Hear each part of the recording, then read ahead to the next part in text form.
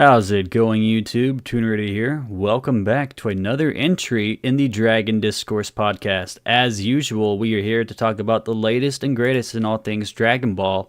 And who better to join us than the co-host of the show, Iduname. What's up, Iduname? Going on, everybody? Yeah, everybody, we are stoked. This is going to be the very big DAIMA episode discussing episodes 1 and 2 and giving a general review of Sparking Zero. So for the first half of the show, it's of course going to be DAIMA, and then the second half is going to be Sparking Zero. Are you excited, Iduname? I know I am. So ready. I've enjoyed the heck out of the game so far. I can't wait to talk about it. Yeah. All right, so before we launch into DAIMA, I have to get your opinion on this real quick, Iduname. Before DAIMA started a while back, you were a little bit pessimistic. Of course, this was before we knew everything that we know now. And you were like, they're turning into children. What is this, a kid's show now? Do you still hold that opinion? Like, what's the deal there? So basically, whenever I saw the trailer, I thought, they were turning into kids, and just assumed they were going to act like kids, and that's why I said that. And after watching the first and second episode, I don't think it's anything like that, like I thought it was going to be, which makes me happy. Yeah, I feel like we're going like really heavy into the classic Akira Toriyama. Like, obviously they're kids, but like I said, they're really leaning into like OG Dragon Ball when Kid Goku was a kid. And, that wasn't really considered a kid's show then, was it? No, it was actually, I think Dragon Ball was more crazy because Goku, honestly, like, he straight up massacred the whole Red Ribbon Army and stuff. Like he had no chill when he was a kid. Nah, he Like went. now he like gives people a second chance, and back then he just killed them. Yeah, he went crazy. Now, while we're talking about Sparking Zero and Daima, let's talk about IGN. They gave IGN just gave Daima and Sparking Zero, both of them, 7 out of 10s. What do you think about that?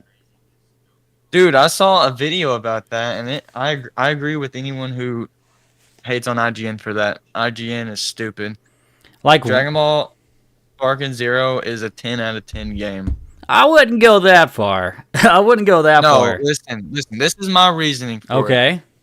You can play as your favorite character in Dragon Ball Z, even a few characters from Dragon Ball, or maybe one. I don't know. It's But just either way, Kid Goku. Dragon Ball Z, Dragon Ball Super, Dragon Ball GT, some of the movies even, All and of the movies. all of those characters are as strong as they should be. At least so far from what I've played, they all feel like they're as strong as they should be. But they also made them kind of balanced in the same way in terms of like the controls of the game and fighting, where you can still have a fighting chance. For example, I can still have a fighting chance fighting someone who plays as Ultra Instinct Mastered Ultra Instinct Goku in ranked if you play as Pan or whoever the heck your Yeah, favorite because of the character is. points and stuff. And we'll get into that. So let's start off with Daima, and then we'll move into Sparking Zero, and we'll get back to that conversation. So real quick, let me get your opinion on this. The opening shows Goku going through the Super Saiyan forms. I'm glad this is before Super, and Goku will only be able to access the Super Saiyan forms. I'm really glad we're getting back to basics and away from all the God forms. What do you think about that? Yeah, I think it's cool, and it makes a lot of sense because on the first episode or the first and second episode, they're struggling a lot with like the simplest stuff, like their key control and their bodies and flying and stuff. Yeah, So it it's would make sense for them to just not be able to go Super Saiyan or Super Saiyan God or something like that because it took them a long time to master that, and they got to relearn it basically, kind of.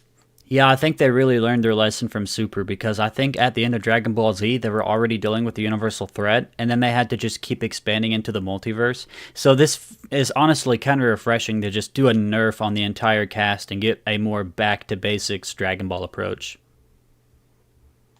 Yeah, I was thinking when I watched the second episode though, like if there might be like I don't see a reason why they would, but like a Kid Frieza would have been cool to see, even though he's not Goku's friend or whatever. But I just thought it would be interesting, but it probably won't happen.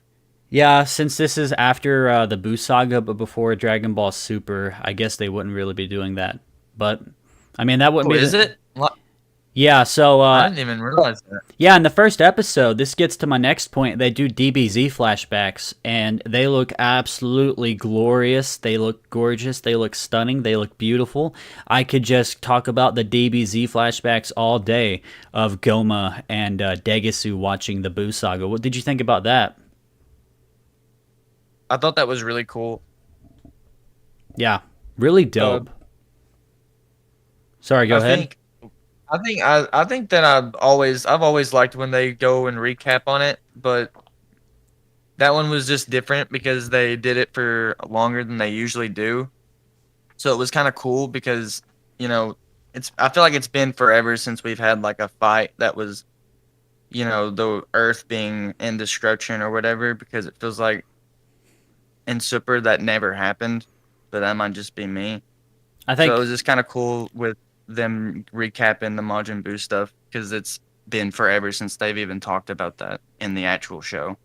I think you're right about that. I think the last time Earth was really in peril was in the Resurrection F arc in Dragon Ball Super. Every other time, I think it's mainly been off Earth.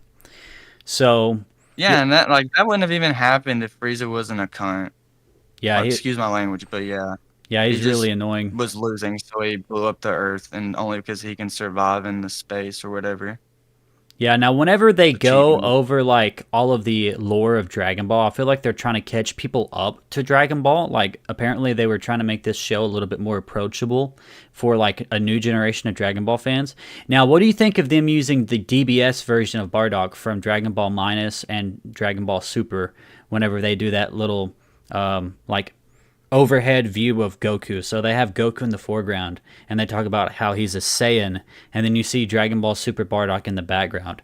I like that they have Dragon Ball Super Bardock as the new main Bardock. This is kind of a hot take, but I actually like him more than the DBZ version of Bardock, but I still respect the Z version of Bardock.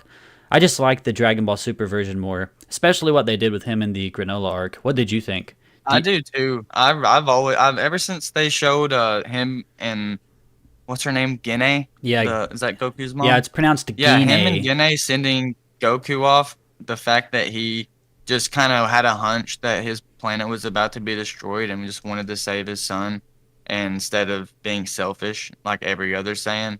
And I think it really showed because he was the only Saiyan who threw an attack at the blast that Frieza threw, while the rest of them just kind of were shocked.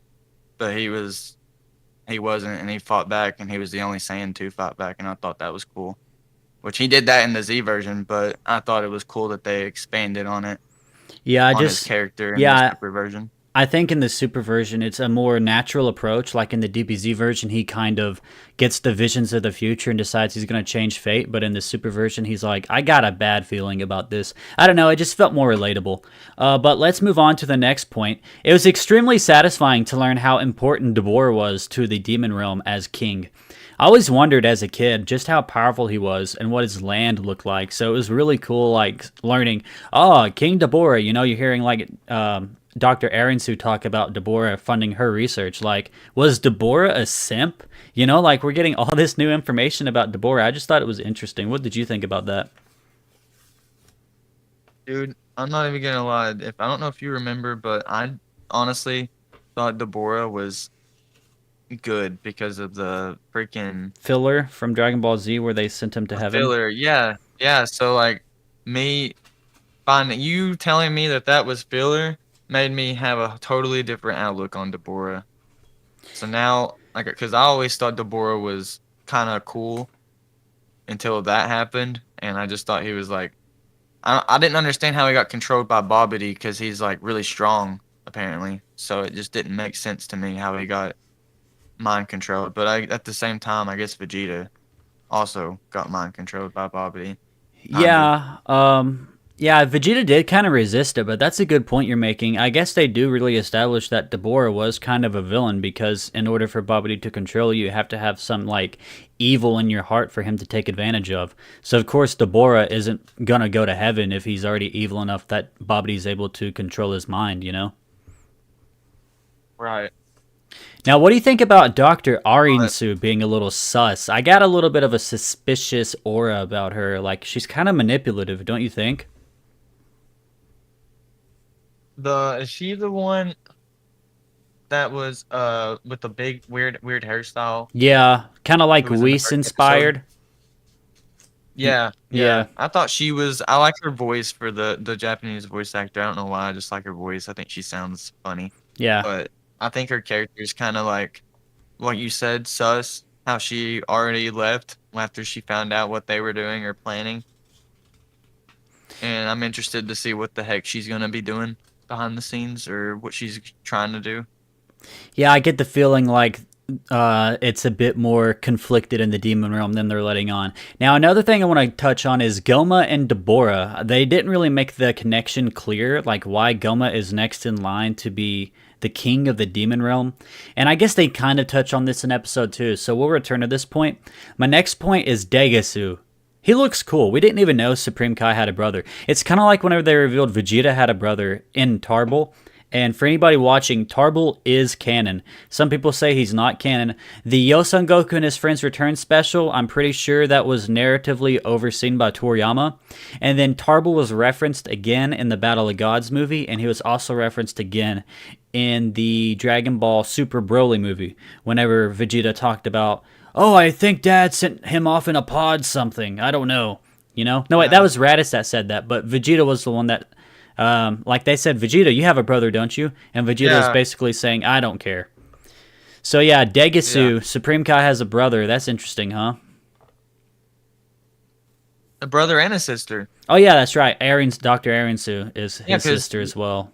yeah, mhm, So yeah, I think yeah. Supreme Kai is That's pretty I think cool. that's crazy. Yeah, I I like. think it's weird that Well, I was gonna say I think it's weird Supreme Kai never mentioned he had brothers and sisters, but at the same time, why would he? Is what I was gonna say. Yeah, that's a good point. That's what I was talking about with Vegeta never mentioning he has a brother, and then Bulma never mentioning she has a sister that is Tights, who was introduced in the Jocko the Galactic Patrolman manga and came back in Dragon But Ball Super. you would usually tell your husband that About though. your siblings, yeah, it's a little weird, isn't Yeah, it? your family. It's like, hey, I have a Dragon Ball brother. logic, I guess. Yeah. Now Neva is pretty cool. Before the stream, we were watching the episode, and you mentioned specifically how cool he was. What do you think about him having 3 Dragon Balls? So there's only 3 Dragon Balls from the Demon Realm. What did you think about that? Like, just the whole thing with Neva and his Dragon Balls and creating the Tamagami to guard the Dragon Balls. I think the Tamagami are cool. What do you think about that whole situation? I think that, like I said, I told you Neva was just interesting. I think it's crazy how he can, like, how Summon he has those all of the powers Dragon Balls? that we've never seen. Yeah, that is really cool. Like, some people on Twitter were crying about, "Oh, how convenient! Neva can summon all the Dragon Balls." You know, like it was a bad thing. Like it was like He's sloppy. the oldest freaking Yeah, Namekian, like technically. you Like, why don't. wouldn't he have those powers? Yeah, like why wouldn't like this old Namekian? I think Piccolo called him like the oldest Namekian or ancient Namekian. He was literally alive whenever all of the other Namekians left the demon realm. And we know this had to have been a long, long time ago because Piccolo says he wasn't even born yet. And keep in mind, this is Piccolo after he was fused with Kami. So this is also the nameless Namekian. So this isn't like Piccolo that was born in OG Dragon Ball. This is the nameless Namekian from before Dragon Ball, you know? So if this is the nameless Namekian Piccolo talking about, oh, we left Neva behind. Well, he didn't say we, but the Namekians left Neva behind all those years ago because Neva had like an undying eternal oath to guard the demon realm Dragon Balls. That's really cool. And you don't want this guy to have cool new abilities that we've never seen before? In the words of Reggie Fils-Aimé, what's wrong with you? You know? Yeah, it reminds me. Do you remember that like theory that the Super Dragon Balls were made by like a god, for like basically a Super Saiyan god version Namekian, Yeah, I remember and like that. they had like a name for him? It reminds me of that. Like I feel like the person that you're talking about that was complaining about Neva's powers are the same people that were probably ficking about that, about the Super Dragon Balls and the godly Namekian.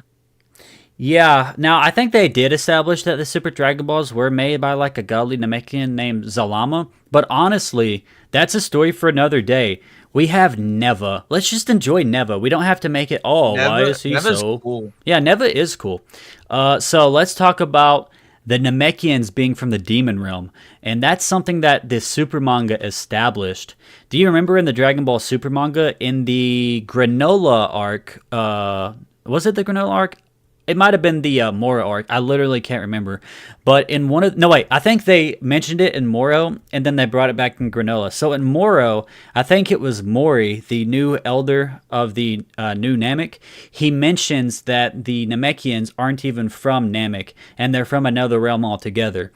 And then the Granola arc really solidified that the Namekians are multi-planet species because Monaito is on planet Cereal with Granola. So what did you think about like them bringing that plot thread from Super back into this?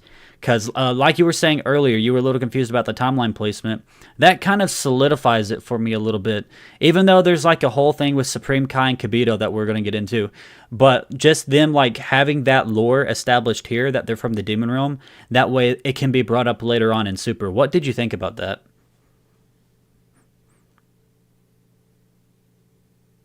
Pretty I interesting, think huh?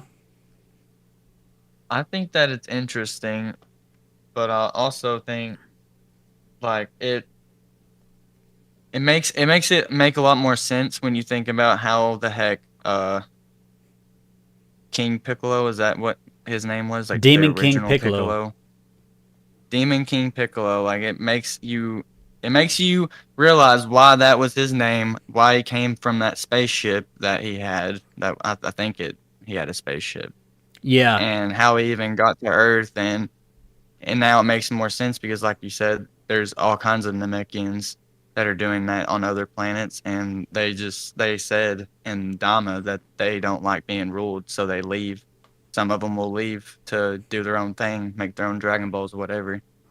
and then whenever Kami split, I or the think that's Nameless cool. Namekians split and became Demon King Piccolo and Kami, it's like Demon King Piccolo got all the worst aspects. So if Kami doesn't like being ruled, then King Piccolo is going to be like, I'm going to do the ruling then, you know? Let's talk about the Yeah, big that's, Kibito. Sorry, go ahead.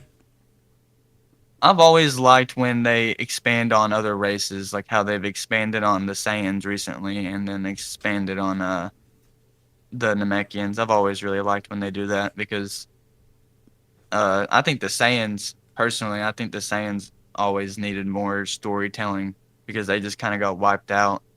Like I'm one of those people who always wanted Goku to bring back Nappa or like Bardock or somebody.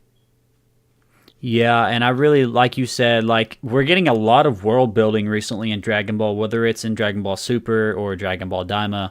So it just really feels like that's where Toriyama's mind was at before he passed away. I just really love and the demon realm and all the demons and stuff.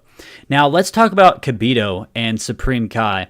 So, do you already know what I'm about to mention? The big plot breaking stuff.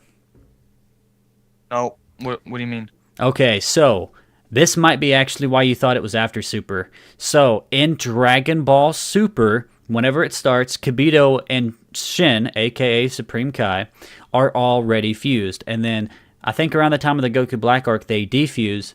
And they say that they defused by wishing to Shinron to defuse because they just didn't like being fused together. And then from then on, Supreme Kai was separate from Kibito, and we didn't think about it any other way. And then they established that the reason why Vegito defused in the Buu saga wasn't because of him being absorbed by Buu, but because of the timer. And then they established that the mortals fusing is temporary, and then the gods fusing is permanent. And that's why they had to reverse it with the wish. In Dragon Ball Daima, they changed the lore. And they do this a lot in Dragon Ball where they'll like change the lore and they like retcon stuff and it makes it hard to make it fit with other stuff, which is why people say just ignore the canon and have fun. So in Dragon Ball Daima episode 1, it's after the Buu saga, 1 year after the Buu saga. Battle of the Gods is 4 years after the Buu saga, just for reference. So they establish that Supreme Kai and Kibito defused by having Majin Buu swallow them. And that's the reason why Vegito defused. What do you think about that? Honestly, forgot about that, but that just makes me wonder if that's like an accident or something. Like if they just didn't ask Akira Toriyama what what to do, or maybe Toriyama if forgot if because you we think know about he's it. overseeing this, and he's forgotten stuff before. Like Well, he I was completely thinking. forgot launch. Well, I was thinking that's true, but I was also thinking, what if that was actually his original plan for how the diffusing works? Because in Dragon Ball Z, that's how it worked, and you know, there was no other explanation for it. So maybe they just wanted to go with his original thoughts on it because that's what they said they were going to do with the show, but maybe not. But I just thought that maybe, Well, if that makes sense. no, you're moving in a great place too because they did say that there is like him overseeing it, but whenever he was working on Super, he sent in plot outlines to the anime staff. So it's entirely possible that they came up with Supreme Kai and Kibito defusing and all that stuff. So let's get to the next Yeah. point, which is Gohan being a bookworm and absent. What did you think of that? Because we're off the heels of Dragon Ball Super Superhero. Gohan becomes Gohan Beast. He's an absolute unit. And then, of course, this is before Super. And in the beginning of Dragon Ball Super, Gohan's a bookworm. So they kind of have to keep him a bookworm at this point. But they just completely ignore him and say he's off studying. And this is 1 year after Dragon Ball Z's Buu Saga. So I guess you could say he's probably still a student and studying for like some big exam or something. But what did you think about that? Like, are you disappointed that Gohan's not around? Not really. Was he shown? Was Gohan shown? He Did they wasn't say shown why in the Gohan's not there? modern. He wasn't shown in the episode itself. They briefly mentioned that he's not around for like the birthday party or everything because all the fighting and stuff in the Buu Saga gave him less time to study, so he's catching up on his studies. But they did show him briefly in the Buu Saga flashbacks at the beginning of the episode. What if, and hear me out, I know this sounds crazy, but what if wouldn't it be crazy if he was in the hyperbolic time chamber doing his studies and then it revealed that he didn't get affected by the wish? This is definitely a hear me out moment, but I definitely see you there. That's an absolute crazy I mean, theory. if he's, I just feel like if he was turned into a kid, they would have shown it, at least like they did everyone else. Unless they're tired of Dragon Ball Superhero, like because apparently Toriyama originally wrote that to be a Piccolo movie, and then Akio Iyoku suggested that Gohan be another main character. So maybe Toriyama writing this was kind of exhausted of Gohan. I don't know. It's Yeah, maybe. possible. Gohan's a fan favorite, so I mean, it could be that he's just, he's like you said, he's been overused recently, and they're just giving him a break, or maybe they will show him a little bit later on, like doing some studies or something lame like that. But I've never really been a fan of Gohan, to be honest with you. To answer your question, the fact that he isn't being shown in this much doesn't affect me because that's how it's been since I think the Cell arc ended. Besides, like Yeah. when he's trained with Supreme Kai, but he still like didn't really do much because he got absorbed. Yeah, now what did you think of the ending? Did you think it was a little abrupt? I thought it was a little weird. Not to say it was like a bad ending or anything, but they just make the wish and then the music starts playing and it's kind of cheery music, but they're all like horrifically transforming into children. What did you think about that? Wait, repeat that. Sorry. About the whole like the ending of the episode whenever they make the wish and then the music starts playing and they're all being horrifically transformed into children. I thought that was like an abrupt weird moment to end on. I love the episode, but that was just like sudden, you know? Was that in the first episode? Yeah, like at the end of the first episode. I mean, I didn't really think it was that weird, but at the start of the second episode, they're still like transforming, aren't they? Yeah, they Like really. it continues from there. Yeah, that's actually a great time to get into episode 2. So, episode 2 finally shows off the opening. It shows Super Saiyan Vegeta and Piccolo, Bulma, and Vegeta in the Demon Realm with Goku, Glorio, Supreme Kai, and Pansy. It also shows Abura, or Abora, father of Deborah and former Supreme Demon King. So, in case you missed it, in the first episode they established that Deborah's dad is named Abura. So it's kind of funny because you have the whole bibbity bobbity boo pun, and here you have Abura Kadabra. So Abura is of course his father, and then Deborah is, of course, Kadabra. So, what did you think of like the whole opening? Did you like the opening? Did you like the little teases they do of Super Saiyan Vegeta and Piccolo and Bulma and stuff like that? Yeah, I thought it was pretty cool, and like I said when we were watching it earlier, I really like that they made their own song for it. It makes it seem more special, and I've always liked the original songs from the like old intros when they did do it. Yeah. So it's kind of cool that they did do that. And like you said while we were watching it, the like quality of the episode didn't change from like the intro to the very end. It Like was it so was all refreshing. good and consistent. Yeah, we didn't talk about It's like yeah, the compared animation to a lot, Super. so let's just talk about it right now.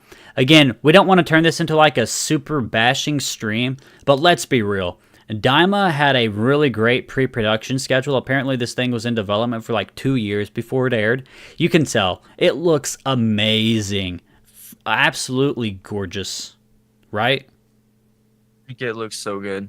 They're doing really good graphic wise. Like they have Daima that just came out and it looks as good as the Dragon Ball Z like Battle of Gods movie up to the most recent movie, in my opinion, quality wise. And then Spark and Zero, not to change the subject, but I just think the quality in that game is also very good. Yeah, it's like So the a fact that Dama and that both are coming out and are not being flops or not like half ass done is really nice and refreshing, like you said. Yeah, it's like the greatest time to be a Dragon Ball fan right now. So, what did you think about the retcon that Shenron only grants more than one wish to repeat customers? Now, I say it's a retcon. I've had comments in my latest videos saying that, oh, it's not a retcon. Shenron's just doesn't want to grant their wishes. I'm not sure. That's kind of like headcanon. They didn't really establish that in the episode. That's just speculation. That's headcanon. What they established in the episode is Shenron saying only repeat customers get more than one wish. If you're a first timer, you get one wish. What did you think about that?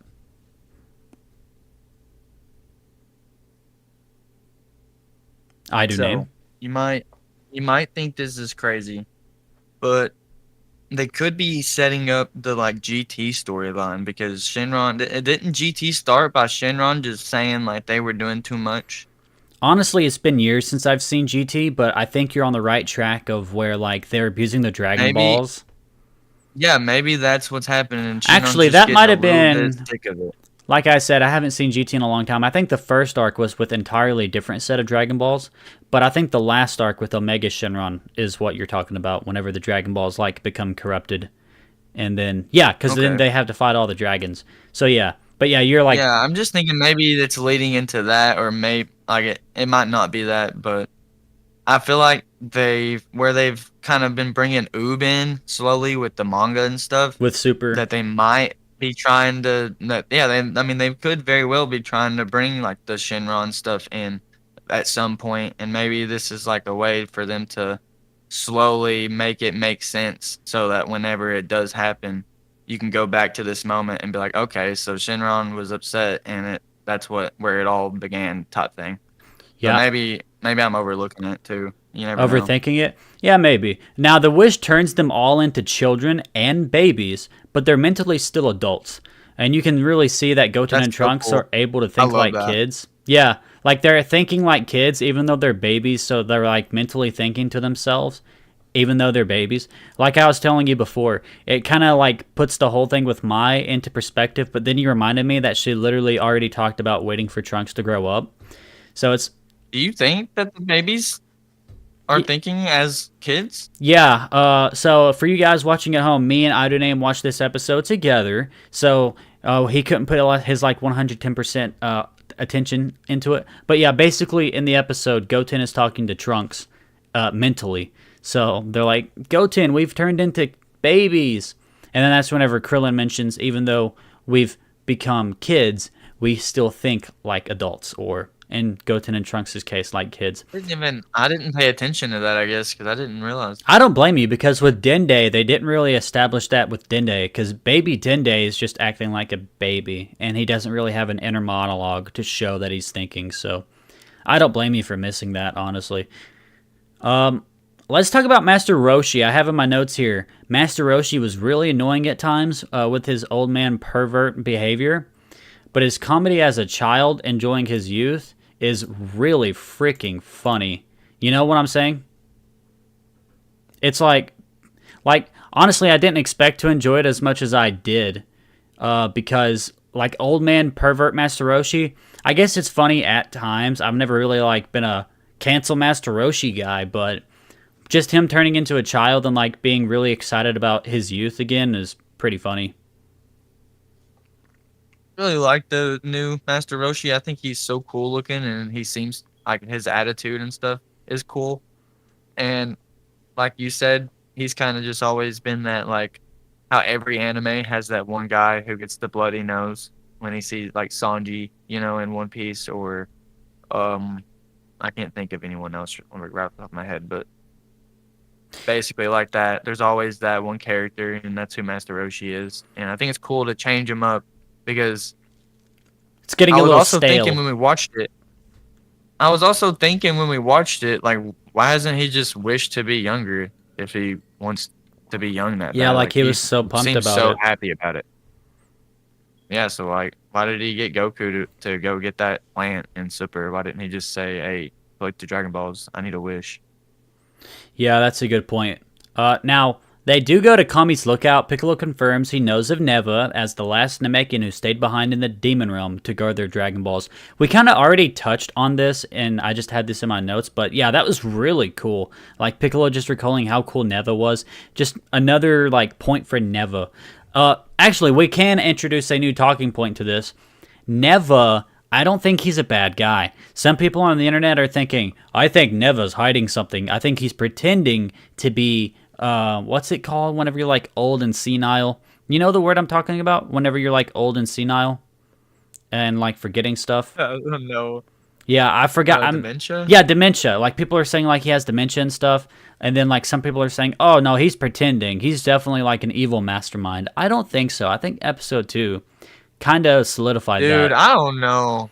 Cuz Yeah, I think mean, about it. I Think didn't about even it. think about that, but now that you said it, think about how crazy the old freaking Lord Slug might not be canon, but he was crazy as an old man.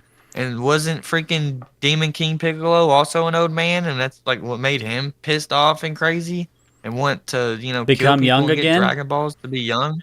Yeah, but think Yeah. about this. Like, Neva created the Tamagami, like giant cool. I'm really interested in the Tamagami. I think they're really cool. And so he creates those giant Namekian, not Namekian, but he creates those giant robotic Tamagami to guard the Demon Realm Dragon Balls. And Goma even mentions that he goes to Earth specifically because nobody can defeat the Tamagami to use the Dragon Balls. So Neva isn't opposed to like helping them summon the Earth Dragon Balls, but for some reason, like he's cool with them not using the Demon Realm Dragon Balls because they're made of black magic, and so because they're made of black magic, Goma can't make black magic wishes with the Demon Realm Dragon Balls, like to wish people to die, you know. So I think that's pretty cool. Like that makes me think Neva isn't like a villain, you know. He's probably like more like a captive type of character. You know what I'm saying? right. So Supreme Kai Yeah, I know what you're confirms. saying. So Supreme Kai confirms that he came to Universe 7 in a spaceship, leading me to wonder what his origins are. So Toriyama did an interview a long time ago where he talked about how the race of the Kais, the Shinjin, come from a tree basically called the World Tree. And from that tree, they basically either become a Supreme Kai, or they become like a regular Kai, like the North Kai, King Kai, or they become a Demon Supreme Kai. And I think Vegas is implied to be a Demon Supreme Kai, but they haven't confirmed it yet. So, what'd you think of that? Like, just a little bit of more information about Supreme Kai and how his Would a spaceship was demon destroyed. Supreme Cod Sorry. Would a demon Supreme Cod technically be like the same thing as Shin, but like just over the demon realm? I think Because I mean, so. it just seems weird that he would be taking orders from Goma and like kind of seeming like Goma, like he's gonna, like how he said, "You're gonna rule over the demon world." Like, why would he care? Like Shin didn't give a crap about Goku and Vegeta being stronger than gods. and stuff. So like it just doesn't make sense to me why he's so like he doesn't seem like a god character in my opinion, like Shin does. Yeah, I think maybe like he has to. It's more of a work your way from the top. I mean, from the bottom to the top situation, because Dr. Arensu seems like she's in a similar situation where she was depending on Supreme Demon King Deborah for funding. So maybe like they are that same species, but they're just cast to the demon realm, and they are basically more like equals to them down there. You know. Yeah, that makes sense. That's just a theory. So Vegeta decides to go to the demon realm, and Bulma is recruited to repair the ship. I thought it was interesting that Bulma is actually getting so much plot, considering she wasn't in the trailers that much. Did that also take you by surprise? No, it didn't because Bulma, I feel like Bulma is just always involved sometimes when it's like crazy or like I mean it just Bulma's like like Goku said, she's the genius. So like anytime something like a spaceship is found and it needs repaired, she's the one who they call. Anytime like something's lost and they need it located, she makes a radar for it or something. So it kind of makes sense because if something like that happens in the demon realm, I doubt the only character I can think of that would be smart enough is that new one, and she doesn't like have that relationship with them. Oh yeah, Are you talking about Doctor But I Arinsu? think it's really cool.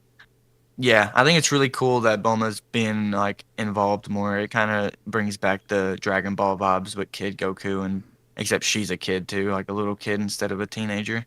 Yeah, let's talk So about it's those cool. I OG like it. Dragon Ball vibes because they do turn Goku back into a kid, and it was a really good nerf. We talked about that, but he decides to grab his power pole because him being turned into a kid has him off balance. His kicks are a little bit shorter than they usually are whenever he's an adult, so he's just feeling like off balance, and he goes to grab the power pole. And Korin suggests he uses the Nimbus to fly. Goku declines that. In my review, I talked about how that was kind of mean-spirited. Like, I understand it was a joke, but show me the Nimbus. Show me Goku riding on the Nimbus. I want to see Goku on the Nimbus. But I don't think it was really that bad necessarily, and it was cool to see the power pole back. And I thought it was sweet whenever Goku was like, "Look, Bulma, I got the power pole." And Bulma was like, "I remember that when you were a kid, you know?" Like, I know it's kind of like a fan service or maybe like a callback or whatever, but I loved it. I like those moments, you know? Yeah, I agree with you, but it also kind of makes sense for him not to use the Nimbus because it belongs to Pan right now. In this, well, no, wait, Pan. Who would it belong to right now? Because the story changed. Like it's after Majin Buu, so it's Goten's. Well, yeah, because Nimbus actually is you Goten's. are actually technically right because Gohan literally tells Goten it's his Nimbus Cloud now since Gohan gets the Great Saiyaman outfit to fly to school. He Hmm. literally gives it to Yeah. Goten. So you have a good point. I haven't heard that point made. That's actually a great point. My criticism is officially revoked. Redacted. Goodbye. Reading. Yeah, no more criticism. Now we learned from Piccolo that Namekians are from the demon realm, but they left because they didn't like being ruled. I felt like could that have been a commentary on Frieza, or were they just saying like common sense tells you like a species wouldn't like to be ruled? Because we see in the ending just a really quick shot of like what looks to be an old Namekian village, and the houses are kind of not burned down, but like decayed and overgrown with moss and stuff. Yeah. So it must have been a really long time since they left.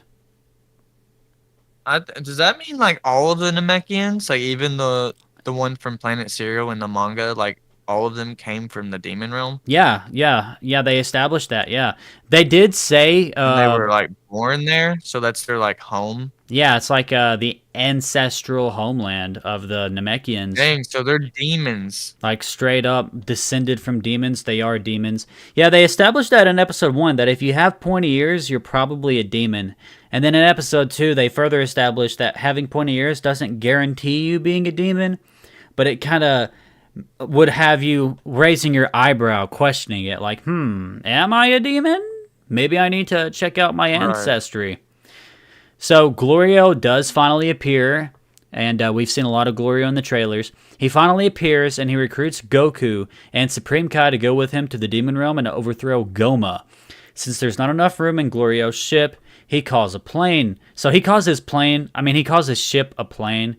I don't know if they're like trying to establish that Glorio isn't that well educated, but I thought that was interesting.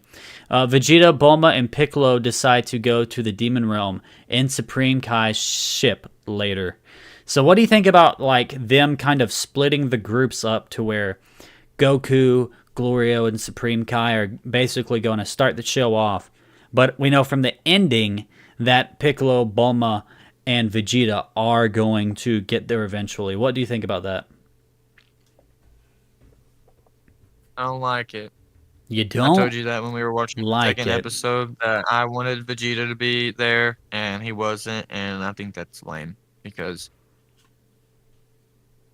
Yeah. Vegeta had a good point. Vegeta had a good point. Yeah, he's a like, kid, and there could be enough for him to squeeze in.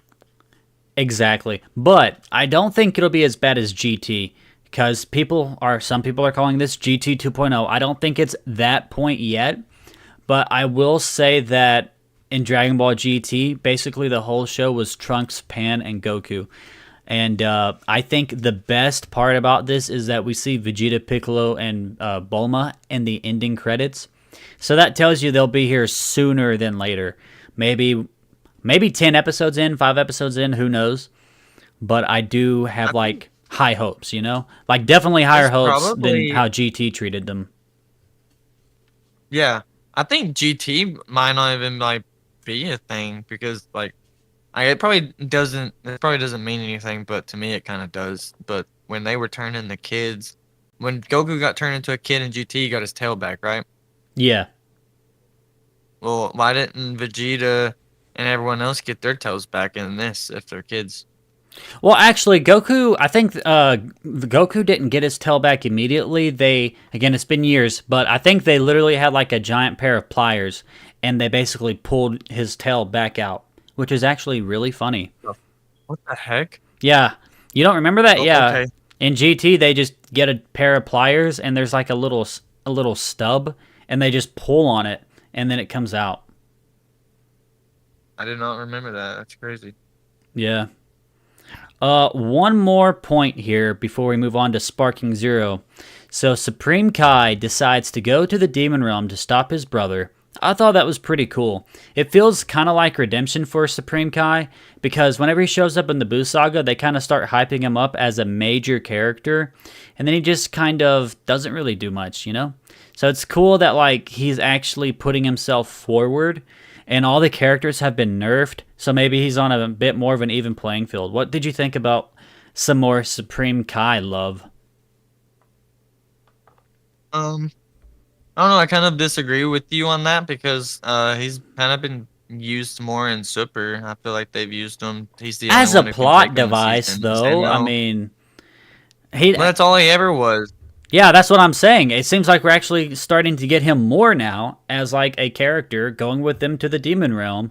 We're probably going to explore more of his family, you know? I never really liked him as a character, though, so that's what I'm saying. This could be but the opportunity to actually like him as a character. Like, you know? Or maybe I'll end up liking his brother more or his sister more. Oh yeah, Degasu looks cool. Arinsu has a cool design too. If you, I honestly like Glorio. At first, I did not like him, but I think that he's gonna be a cool character. Yeah, whenever we were watching the episode, you literally said, "I don't like that guy." Right? Didn't you say that? But he's got ops. Yeah, but now you're like, "Oh, he's cool." Yeah, he has a pistol. I mean, that's interesting. I think that's weird. I feel like the last time I seen a gun was like 17, Resurrection like, F. The androids. Resurrection F. Sorbet has a laser gun and he shoots Goku with it. They've probably a laser gun. Yeah, I think that's what Glorio has. In one of the trailers, he shoots a laser out of it. So it is a laser gun. But to your point, this is like an action-heavy show, and we do know from like various leaks and rumors we're getting more of like classic Dragon Ball tone in this show, and you can already tell that. So as we're wrapping up the Daima discussion, let's just give our broad takes before we move on to Sparking Zero, which is, like I was saying, classic Dragon Ball feels. I'm really getting a lot of classic Dragon Ball feels. I'm going to be a little bit gatekeepy here, so stick with me, guys. If you haven't seen OG Dragon Ball, you need to watch it if you call yourself a Dragon Ball fan. If you're here, if you're watching Dragon Ball Daima, if you're a Dragon Ball fan, and you haven't seen OG Dragon Ball, in the wise words of Reggie Fils-Aimé, what's wrong with you? Go back, watch OG Dragon Ball, because I had an abhorrent comment on my review, on my latest review for episode 2. I don't want to say it was like disrespectful or anything, but it was crazy because this guy literally said, "Oh my God," or something like that. He was like, "This is like them turning into a children's show, like Teletubbies or something." And he says, like, "This isn't DBZ." Yeah, it's not DBZ. It's more like OG Dragon Ball, and that's awesome. I mean, it's a great show. So yeah, that's like my final wrap-up opinions, dude. I really like the tone of this show. Like, it's got amazing animation. The action is on point based off what we've seen so far. Like, give me more. What do you think, Name? Honestly, I agree with you. I think that there's some parts that I think could be done differently, but for the most part, I like that they didn't make them all act like kids.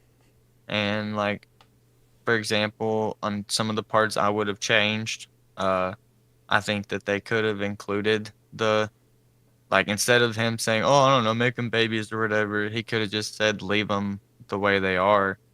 Or like, I think it would be really cool if we could have saw like Beerus and Whis as kids, because if it was after they were friends with them, then we would have seen them probably get turned into kids. Yeah. But there's just like small things that I would have changed. But overall, I think Dragon Ball Daima is going to be such a good show. The graphics on it are amazing, and the story so far seems to be really good and not like confusing and like making no sense. So I'm excited to see episode 3 when it comes out. And yeah, we're in for the long haul. Now, let's address the chat real quick. The High A fan, who's been in the chats before, welcome back. He says, Sorbet had a ring. My bad. My bad. I was thinking of the laser, generally speaking, like weapons and Dragon Balls with like lasers and stuff, to Name's point. It's more of a martial arts show, but yeah, my bad. But yeah, laser guns, I swear they had to have shown up in Dragon Ball at some point, and I'm just not thinking of it off the top of my head. Because I know in the Boo Saga, Frieza soldiers have used them. Yeah, or they've had like gauntlets and stuff. So, I mean, basically the same thing. Real quick, before we get on to Sparking Zero, we've had a lot of news drop recently concerning like DLC, and they are absolutely pushing Dragon Ball Daima in DLC for all of the games. So we're getting Daima Goku in Xenoverse 2, and then in the Dragon Ball Z Kakarot game, we're getting a Daima DLC expansion. And because Kakarot's so focused on story, we're not just getting like playable Goku. No, you're getting like a Demon Realm expansion where you're literally playing as Goku going into the Demon Realm. And I'm pretty sure Supreme Kai will be a support character. I mean, he's got to be. So I think it's cool, like I was saying, like, this is a great time to be a Dragon Ball fan, like all of this amazing stuff happening around the same time. So, are you ready? I'm so ready to talk about this game. Sparking Zero. We are an hour in, 55 minutes into this stream, and we just finished with the discussion of Daima. Sparking Zero is probably the most hyped Dragon Ball game of all time. I think it sold like 3 million copies in 24 hours, which is basically unheard of. It's absolutely phenomenal. So for me, my part today, well, tonight, whatever time you're watching this, I'm going to be talking about mainly the Sparking episodes and the cool what ifs they did and giving my thoughts around that. Name also has his own opinions to share. But overall, before we get into the discussion on a deep level, what I want to say is, wow, what a freaking game. I mean, the models are gorgeous. The animations are gorgeous. The character roster could be better. And, you know, there are negative things I could say about this game, and I am going to get in my negatives. This is why I don't think it's a 10 out of 10. Like I said, we'll get to that. But I think it's at least an 8 out of 10. You know, like IGN giving it a 7 is crazy. It's probably like an 8.5 out of 10. It does some weird decisions with the episode battles that I kind of don't agree with. I understand where they're coming from, but I kind of don't agree with it. So yeah, like I said, we'll get into all of that, but what did you like about the game? Let's just get into some of the things that you liked. Um, like you said, the graphics, I think that honestly, in terms of the graphics and the feel of the game, if you're one of those people like me or you who played Dragon Ball Budokai 2, 3, I don't remember playing the first one, but I'm pretty sure we played 2 and Yeah, 3 we played together as Tenkaichi 3 kids. all the time. It Yeah, for feels like sure. all the And time anyway. that game has always been my number one favorite Dragon Ball game. And like you said, this is probably one of the most highly anticipated Dragon Ball games of all time. That we never knew we And wanted. yeah, and they knocked it out of the park. I think there's like a few things that they could have done better, but honestly, in terms of your rating of 8 out of 10, I think this game is almost perfect. Like it deserves a 10 out of 10. It has the graphics of like Fighter Z, but then it has the gameplay and fights of freaking uh Dragon Ball Budokai 3, and then the visuals of all the cutscenes and stuff like that. They're not even like I don't even think the cutscenes are CGI or like pre-rendered cutscenes. I'm pretty sure they just used the graphics of the game, kind of like Fighter Z did, Yeah, and like it's they did all a like great just job. in engine. They did such a great job making the 3D models and the 3D cutscenes just implement good with the gameplay, but it also doesn't look 3D sometimes. Like it honestly looks like the anime, in my opinion, and I Uh, think that that's really cool. Makes the game even more better yeah, looking. like little small details. Like I think when it comes to like Goku, all the Goku models have like kind of the same face shape, but a really subtle detail is all the Vegeta models, their face shape literally changes as you go. So Vegeta from the Saiyan saga has like a more like angular kind of rounded shape. I know like angular and rounded is completely opposite meanings, but if you've seen like DBZ in the Saiyan saga and DBZ in Dragon Ball Super, there's a very clear stylistic change. Even though it's all Toriyama designs, there's like a clear like subtle change in how like the design changes over time. And you can see in Sparking Zero how they adapted that for Vegeta. And there's a bunch of subtle details like that. Like Broly from Dragon Ball Z, physically, you would think they would basically copy paste Broly from Z onto Super and just change the outfits. But no, they specifically have Broly from Dragon Ball Z literally built different, different face shape, different hairstyle. Like they paid so much close attention. They really didn't take many shortcuts when it came to like the designing of characters in this game. Like you would think like with such a large roster they would take some shortcuts with characters, but no, they just like really like got very in depth with every character and every map, you know? Yeah, and like I said to you before the stream, I think that they really did a good job with the power, like the way that that feels playing a character. Like you can play as Ultra Instinct Goku, and if you really do know the controls, then you can feel OP as him if you're going against someone who's way less strong. But at the same time, like if me and you play, I'm pretty sure that if you play like some character, or I guess it's a bad example because I've been playing, but if you go against like Jaden who hasn't played the game much and he plays like Ultra Instinct Goku, you Yeah. could play someone like the Start of Z Goku or something and still probably win. And I think that that's important on a game like this, especially since they like made it mostly online based and they've even added I think ranks to the online stuff, so people are going to be really competitive and stuff. And I like that part about it, honestly, because I don't feel like there's ever been a Dragon Ball game that's competitive like that. I think it was kind of like that in Fighter Z, but I didn't really play that game, and I wasn't into it. So Yeah, I mean, Fighters gets a lot of love from like the community, but honestly, just speaking personally, I'm not like I've played some 2D fighters and I like some 2D fighters, but just the and again, this is definitely a hot take. I'm not saying Fighters is a bad game, but it just wasn't my cup of tea. So as far as like the sparking episodes and the episode battles goes, I've done Goku's, Gohan's, Future Trunks's, and Vegeta's. That's what I recall off the top of my head. So I want to get into like some of the what ifs and see if they lived up to the hype. Goku has a few what ifs. One lets you fight Raditz with Krillin instead of Piccolo, which ends up with Goku surviving and training with the other Z Warriors. Because of this, he's stronger and defeats Nappa and Vegeta. Because nobody died, they don't go to Namek for Dragon Balls. So Frieza comes to Earth. Mention Master Roshi? Master Roshi, yeah, Master Roshi was there too. Isn't Master Roshi in that? Yeah, he's part of that. Yeah, that's pretty cool. Yeah, and so Frieza does come to Earth, and Vegeta returns to forge a temporary truce to fight Frieza. So I liked that what if because it kind of shows inevitably Frieza is going to face off against the Saiyans, and inevitably Vegeta is going to spark that rivalry with Goku. So I thought that was pretty cool. So how do you want to tackle this? You want to just like go through every what if and give your thoughts, or just generally speaking? I've not been through every single what if, but I'll try my best to give like my thoughts if you explain and try to keep up, because like I don't even know all of them. Yeah, like, so if you tell me your opinion on a what if, then I'll explain my opinion based off what you said and what I know about it. Okay.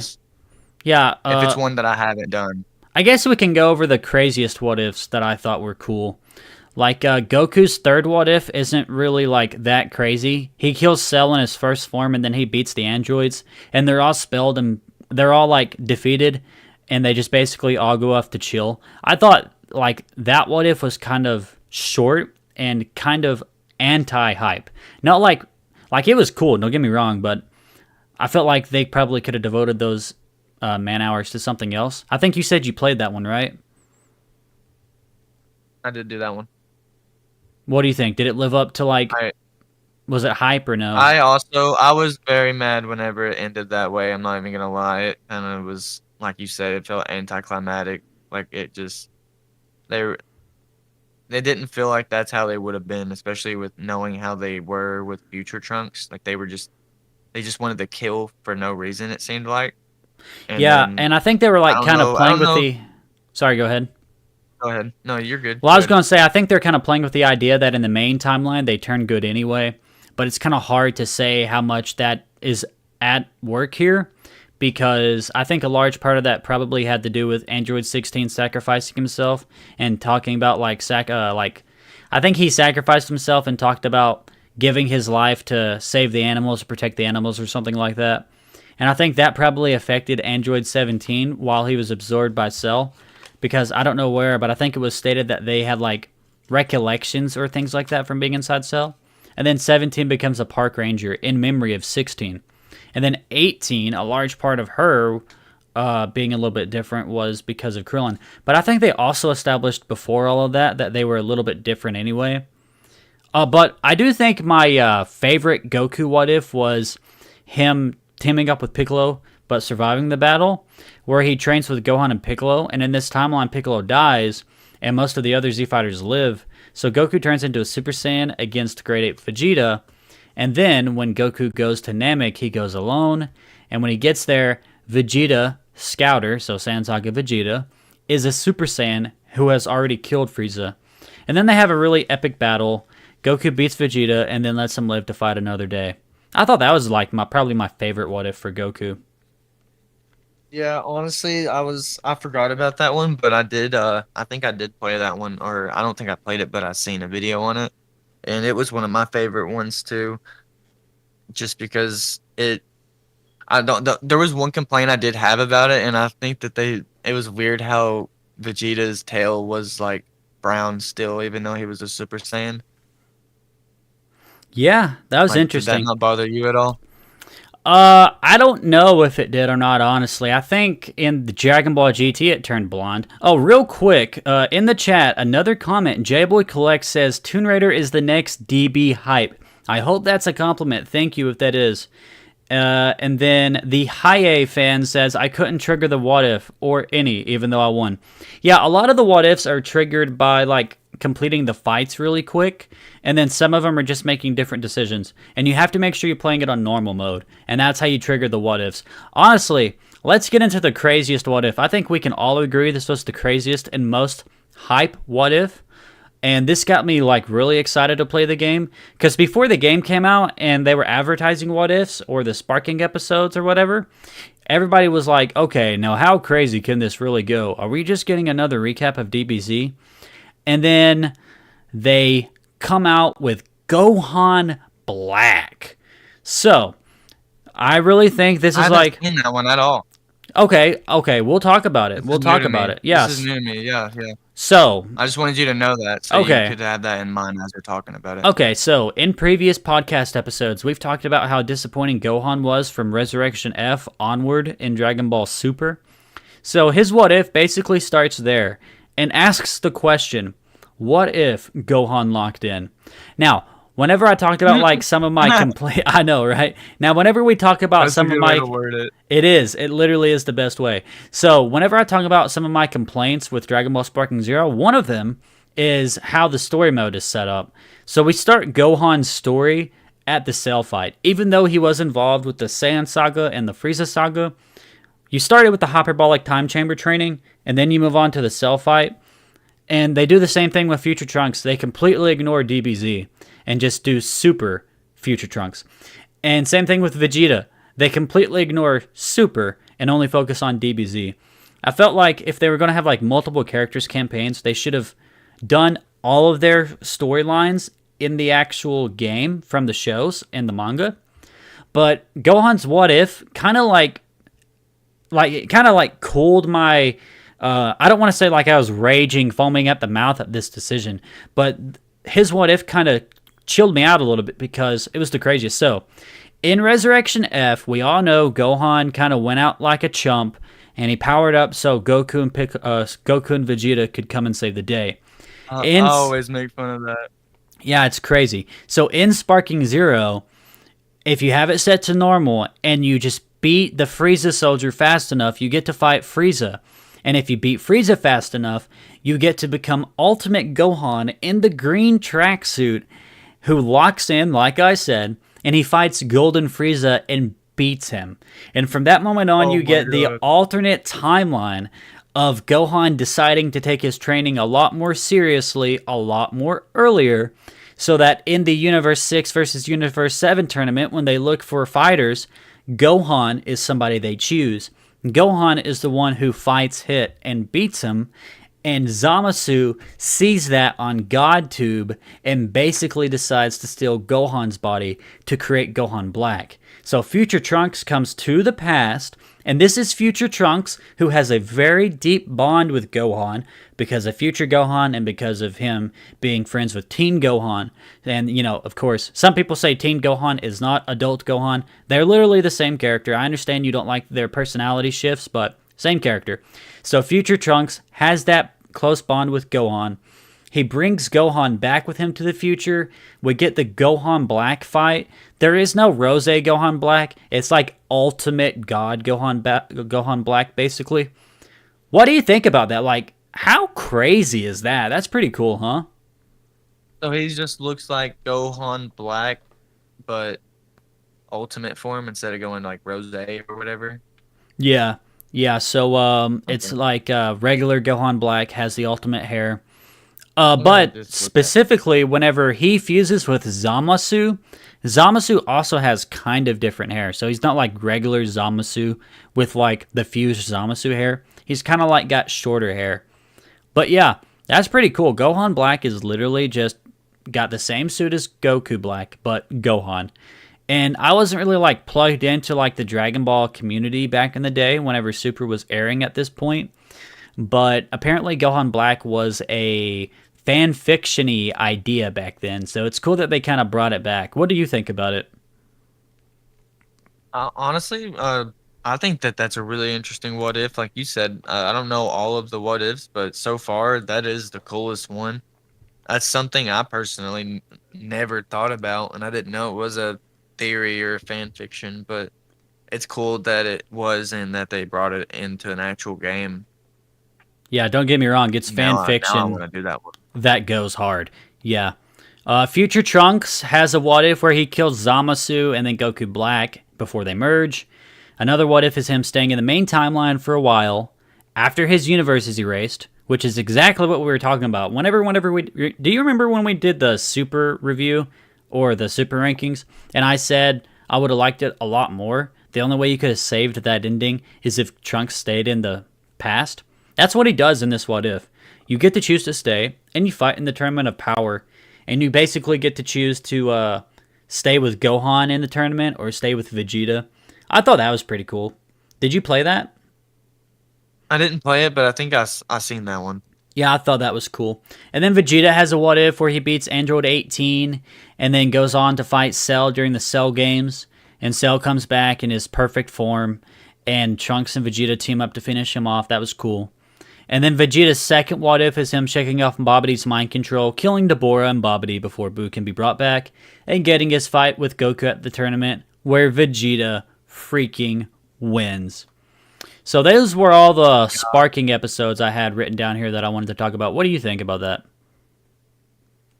Honestly, that last one, I did not like that one that much because I feel like that they kind of did Vegeta dirty because we both know that Goku should have won that fight, and it was only like they said at the end because they couldn't transform in the tournament or whatever. But feel like Vegeta just would have been more upset at the end, and he kind of just shook it off, and it's not really his character, especially during that time. But I don't know, maybe I'm wrong about it, but that part kind of made me upset. But I think other that's than that, I thought it actually was a really exactly cool his What If. character because this is exactly right after he acknowledges that Goku is number one. So this is like the start of Vegeta cooling off his attitude a little bit, you know? That's my opinion anyway. When Vegeta didn't admit he was number one until like after he freaking sacrificed himself for his kids and stuff, didn't he? Like Yeah, before that, he just so wanted to fight him. yeah, so the what if I'm talking about is basically during that where he shakes off Babidi's mind control. But you know what? Actually, you're right. My bad. Yeah, you're Yeah, right. because he didn't do it. So Yeah. that happens differently. Okay, my bad. I was remembering it wrong then. No, you're good. So yeah, you got a good. I was hoping I would remember it Wait, wrong. no, wait. Honestly can't remember. I'll have to go back because I'm pretty sure they didn't he didn't sacrifice himself, but he still. I could have sworn he still gave that speech in that sparking episode. Real quick in the chat, we have the Hiei fans saying, "I don't like episode battle mode much. To the point, I'm getting Kakarot because of that fact." So let's talk about another thing I didn't really like in Sparking Zero. Well, honestly, I liked it, but some fans didn't like it, and I'm going to kind of defend it in a way here. And tell me what you think about this. Am I going too far? Am I glazing Sparking Zero too much? Here's my opinion. I think Sparking Zero story mode, there's nothing wrong with it. I think it's a good story mode. Now, do I think it's a great story mode? Some people say they're tired of the slideshows. They wish they had like an actual, like really good, like in-depth story. Guys, we got that game. It's called Dragon Ball Z Kakarot. If you want to play a Dragon Ball game for the story, you can play Kakarot. This is mainly a fighting game. They've said as much. They're not pretending it's like a story game, but they give you what ifs. And I think they give you the perfect amount of cutscenes and information in the what ifs to kind of balance it out. Now, do I think it's perfect? Can No. I cut you off a little bit? Yeah, go ahead. I heard that they did put the entire story in, but it's just chopped up between all of the different characters you play as, Oh, yeah. and that they don't tell you that. Yeah, And so a lot of people go in with that mindset, and they come out thinking, oh, they've skipped so much of the story, but that's just because they played Goku's part, and they didn't play any of the other characters' stories, and it shows. I heard it shows more because I haven't played them all, but that's just what I heard, so. Yeah, okay, so I'll take your point from two perspectives, or two routes. So there's like kind of two little things. So what I was kind of complaining, I wasn't personally complaining about it, but I was just like kind of playing devil's advocate for the people that were complaining about it, was about the different storylines being cut, but also like the way the story is presented. So there's 2 points there. So as far as like the way the story is presented in the slideshows, so like basically in DBZ Kakarot, you could play that game and not watch Dragon Ball and get an understanding of what the story of DBZ is, because they like go over all of the dialogue, all of the slice of life, most of the slice of life moments. You get a lot of like inner character motivation, flying from one location to another. It's like a very in-depth Dragon Ball recap video game. In Sparking Zero, it's literally just they fought. Okay, zoom out, show a few screenshots or whatever, give like brief descriptions of what happened in between the fights. Here's another fight. And I'm saying that's awesome. That's fine. That is what Dragon Ball Z Budokai Tenkaichi 3 has always been about. Is, you're not like going with a very in-depth Dragon Ball Z Kakarot story. You're going a arena fighting game story, So you're not going to get like the in-depth story. Now, the second part of what you're talking about, and this is something that I did complain about, is how the stories aren't complete. Now, the whole you have to play every character's story to get the full perspective. That would be fine. I would be cool with that, If you're playing Goku's storyline, you're not going to be playing as Vegeta fighting Buu. I understand that. But what I was complaining about was Vegeta's story cuts off at DBZ. So, because of that, if you play Dragon Ball Sparking Zero and you're doing like Goku's story, you don't get Vegeta fighting Toppo. So if you go to Vegeta's story, you don't get it there either. You see what I'm saying? So like that experience isn't in the game. That's what I was mainly complaining about. What do you think? Hear me out here. This is my perspective on that. There is the character Vegeta, and then there's the character Toppo, and then there's the map where they fight on in the anime. So can you not just recreate it yourself and be happy? Yes, I guess I could. I guess I could just recreate it myself in custom battle. I'm just wondering that if they really put Vegeta versus Toppo in the story, if anyone would actually care. Like I probably would appreciate the extra mission, but at the same time, I would probably be annoyed that I had to fight Toppo because I didn't like Toppo. How about Vegeta versus Goku Black or Vegeta versus Golden Frieza? What about those fights, I do name? Are you glad that those are gone too? You can play as Vegeta versus Goku Black if you do the Goku Black arc. You just have to play as Goku Black. Yeah, that's exactly what I'm talking about. You don't get that perspective of Vegeta. But no, I definitely take your point as well. It would be cool though, seeing like Vegeta beating them instead of it, like, you know what I mean? Like, I get what you mean. Like, imagine if Vegeta went Super Saiyan Blue evolved during that fight and beat Zamasu or whatever, and there was like a what if on that. I feel like they could have done a little more. I do agree with you on that. Yeah. It would be nice. Yeah, so what else do we have to talk about Sparking Zero with? Oh, I actually wanted to mention this. Dragon Ball Super Broly, not represented in the story at all. They did the Tournament of Power. It's going to be DLC, right? No, I don't think they're doing any story DLC. I think they made a statement that the DLC is mostly focused on new characters. So, that's fine, I guess. That's kind of crazy. Yeah, like I said, it's not really a story put Broly game. In, though. Yeah, that's what. Okay, so Broly's in the game. Gogeta's in the game. They had time to add Broly at this point because it started development. Obviously, if they had time to include the Tournament of Power, they should have included Broly because those came out around the same time. Like Tournament of Power wrapped up in 2018.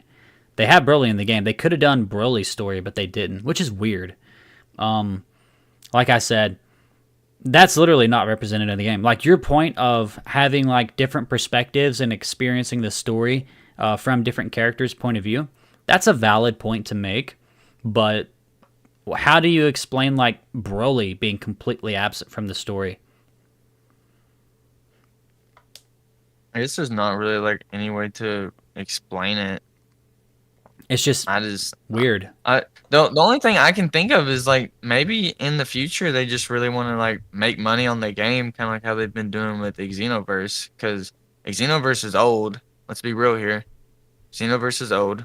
This is one of the most anticipated Dragon Ball games, so it probably will be supported for a while because they want to make some money. Why wouldn't they? It's Yeah, smart. they have a hard time So moving on they're from probably gonna Xenoverse. add a lot of more characters, and I feel like that's why they didn't add all these characters, and people were upset because there's like 20 different Gokus and like 5, 6, 10 different Vegetas. But if they would have just added every character, then the game would have got stale a lot sooner, and they would have made less money, which would have made everyone upset. I feel like so. As long as they come out with all these characters later on as DLC and they're not overpriced, then I feel like it'll be fine. And I hope they do because so far they've already confirmed I think 3 DLCs and it's like 2 Daima ones and then Superhero. the super movie. Yeah, the superhero movie. So Beast Gohan, Piccolo, Orange Piccolo, probably the base Piccolo that's strong. You know, like that's Power stuff that's Awakened probably going to Piccolo. be added and I'm excited for that. Are you excited to play as like any of those characters Yeah, when real they get quick released? before I get into my opinions about the DLC model, Ouroboros Snake says no Broly in Superhero is a massive missed opportunity. That's actually a great segue into my expectations for the Superhero DLC pack, so thank you, Ouroboros Snake. I think they're really leaning, and guys, make sure you keep in mind this is a live podcast. We keep it up on the channel, but if you have any questions or any ways to contribute to the conversation, please leave a comment and we will answer and get to you. So yeah, Superhero is a missed opportunity, but I think I understand them not having Superhero in it because that just came out 2 years ago. Broly came out at the same time the Tournament of Power ended. They should have had Broly at least. But Superhero DLC, I'm really excited for it. It's going to be the first DLC pack, and I think this is going to be a jam-packed DLC. I don't know how many characters they're going to have, but they've confirmed at least Gamma 1 and Gamma 2. I'm kind of expecting, like you said, Beast Gohan and Orange Piccolo.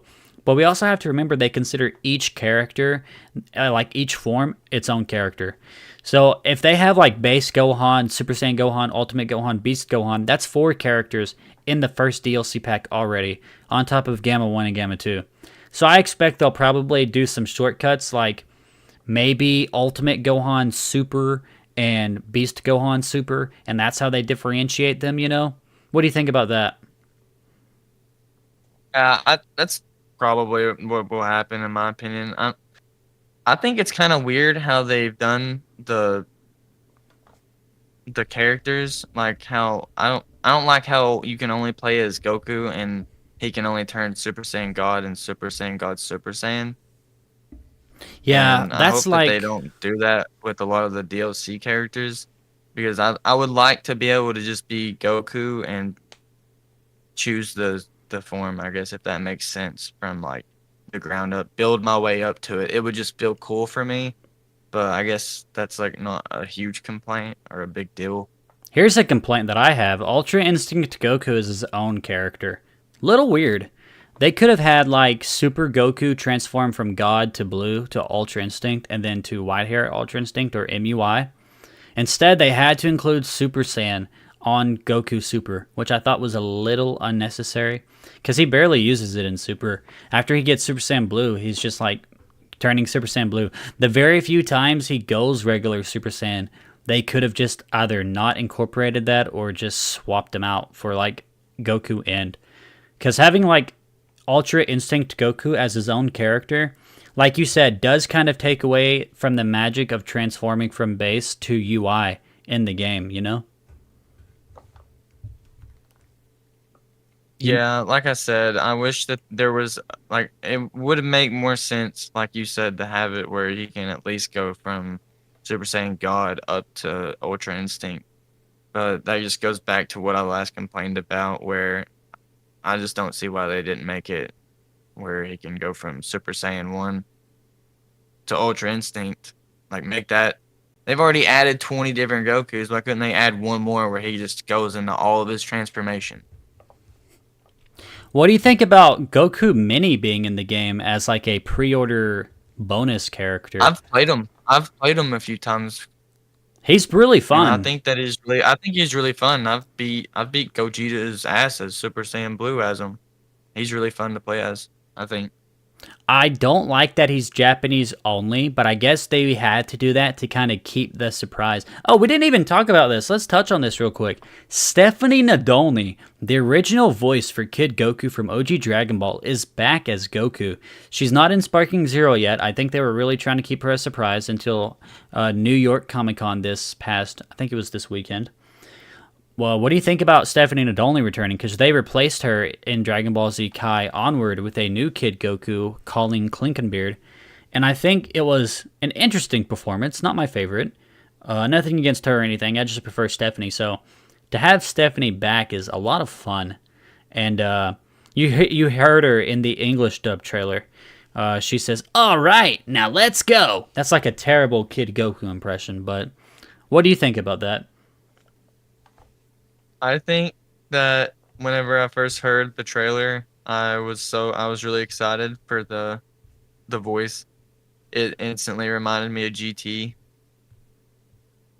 Yeah. And I don't was Dragon Ball was like the original Dragon Ball voice her as well, or was Yeah, that it someone was. else? It was her, Stephanie Nadolny. Yeah, Dang, dang. So yeah, that makes it even better. Like the OG Kid Goku is voicing Kid Goku in the new show. So I think that that's really cool. I didn't even really know that. Like I thought I didn't know it was the same person from all the way back then. yeah. I imagine I thought they'll it was just probably GT. bring her back for Sparking Zero in like an update or like a hot fix or a patch or something. I So, really hope so. I like how in Sparking Zero they have like the Dragon Balls and you can like. Oh, that's one thing we need to talk about. I love how you have to go through and unlock every character, and there's multiple ways to unlock each character. So you can either collect the Dragon Balls and make wishes for characters, or you can go into the shop and buy characters, or you can just play different storylines and unlock characters. I like that old school approach, which is crazy to say, but there's like some games now where either the game is unlocked from the beginning or you have to buy the characters with an end game currency that you can also spend real life money for to shortcut it, you know? Yeah, I think a good example of that would be like Overwatch. Yeah, Or at least absolutely. the new Overwatch. You have to buy the characters now, and that's kind of like the same thing. That's what I feel like that's what you were talking about with games. Yeah. But I think that I think the menu is really nice. Like the when you start the game up. Ooh, ooh. Actually, I know I just talked about the menu, but the intro, like when I first started the game and it showed the like intro, you know how they have the 3D fight and stuff. Yeah, if we are reviewing Sparking Zero, we Did have you to watch talk it? about the opening. Of course I watched it, and I I loved was about it. to say I loved it. It was amazing. I want your Now, full opinion on it. yeah, if we're reviewing Sparking Zero and it's a Budokai Tenkaichi game, we have to talk about the opening in our review. It was freaking amazing. It was awesome. I loved I feel like the opening was very anime. I know this is crazy to say it's anime inspired because it's literally an anime arena fighting game, but just the way like the models looked and the animation flowed, it was very, very, very anime, like purely Dragon Ball. And you had some really cool what if matchups like Goku Black charging at Future Trunks. Baby Vegeta. Yeah, I forgot who was it that Gohan like kind of attacked to save Future Trunks. Was it Goku Black? Were they like kind I of cannot hinting? remember. They were probably hinting at the Gohan Black plot twist. Yeah, and it was cool to have like Goku in MUI with Future Trunks, with Vegeta in his Super Saiyan Blue evolution form, with Ultimate Gohan there. They even have Broly in the opening, Yeah. even though he doesn't have any story in the game. Yeah, I give that opening. What would you give the opening? I would probably give it like a 9 out of 10. Only because the music wasn't original game music. It was just the Dragon Ball Super opening song reused. Man, I've heard a lot of people complain about that. I can't believe you're one of them. I thought it was so nice that No! it was the intro. I mean, it I was. thought it was so nice that it was the intro of Dragon Ball Super because it's it's the first game that has had the Dragon Ball Super story playable, I feel That's a like. good point. So so they like kind of, made it Dragon Ball. It's like a Dragon Ball Super game. It's like the first Dragon Ball Super game kind of if you think about it. It really is. You can't even consider So I Xenoverse thought it 2 was the kind of first cool. because it's mainly through DLC that they have super content But added if to you it. didn't Budokai 2 have like an OG Dragon Ball Z song as the intro? Honestly, can't remember. I cannot remember. But if it did, Me either. it's whatever. Honestly, the But super yeah, the opening isn't intro that was so crazy. good. Yeah, it was amazing. I really loved it. I freaking loved the opening. Let's talk about the menus real quick. The menus were cool too. Honestly, I really like the menus. I think at a certain point though, it's a little tedious to like go through like one loading in, and you're just trying to go to Summon Shenron, and then you have to go through all these other menus. But I like how interactive it is. I like that there's stuff always going on the screen. That was pretty cool. What did you think? Yeah, I do. I do also love it. I think it's awesome and amazing graphics wise, but there have been some times where I was like, man, I really wish there was like an option to simplify the menu, like kind of like how Budokai 3 was, Yeah, just, like maybe turn laid out animations kind of more off. simple. Yeah, literally, like at least just make it where it turns the animations off or something. Like it might not look flashy, but at least it gets the job done and it's faster. So we've touched on But like a lot of have you things. noticed? Sorry, have you noticed the sound for like when you move around on the menu? It's like kind of like a remastered version of the original I know exactly what you're sound from talking Budokai about. 3. Yeah, I know It exactly what sound you're yeah, it talking sounds about. very similar Very to it. I old thought that was a nice schoolish. touch. And I like how there's like a bunch of missions and stuff to do. So have we like talked about like everything you wanted to talk about, or is there something else that you want to mention for Sparking Zero? Um, Like are just you as wanting to far close up as the podcast? well, we can go a little bit longer if you want. We still need to get into the idea of is this the game of the year? But before we get into that, I just wanted to know if there were like any other reviews you wanted to do for the game, like any other sections of the game that you think we missed. I think we touched over it all right? Like the local battles, the balance of the Um, game. I think we're good, right? I think, yeah, for the most part, I think that we need to mention all the animations on the mid fights. I think that it's really cool how they've implemented it into the game, kind of like it gives me fighters Yeah, that's a good vibes. You know point. what I'm talking about? Yeah, like And I every think, there's a lot of references to like the source material in all of the animations. Like whenever you use the alts and stuff. I don't know, are they called yeah, alts? like But yeah. the Revenge Kamehameha, is that what it's called? The one like where he finishes off Frieza. I think Yeah. it's so cool how you can do all that stuff and it feels just like that scene or whatever. Kind of like, I don't know. I don't know if I mentioned it before, but I just think it's worth mentioning again.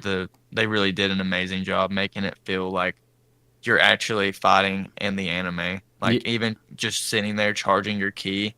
I think that the animation for that and the graphics looks Like so it's good. They exactly, did a it's really good so job. hype every time you're playing a Super Saiyan Goku. I think it's mid Super Saiyan Goku and he yells, "You fool!" with his Kamehameha. Yeah, It's really cool. I love it. The high A fan, always keeping us on our toes. There is one thing we forgot to review: the custom battle mode. We may have I like don't like barely Twisted grazed Battle, it.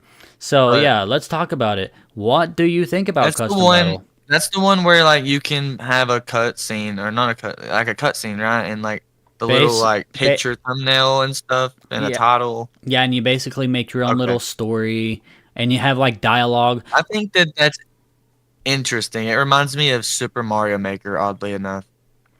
I think it's a good step forward. I think like the organization of like the dialogue is weird. You have to like scroll through a whole lot of names to find the one you want to find. They should have done it like alphabetical where you have like a sort category where you can like sort through different names.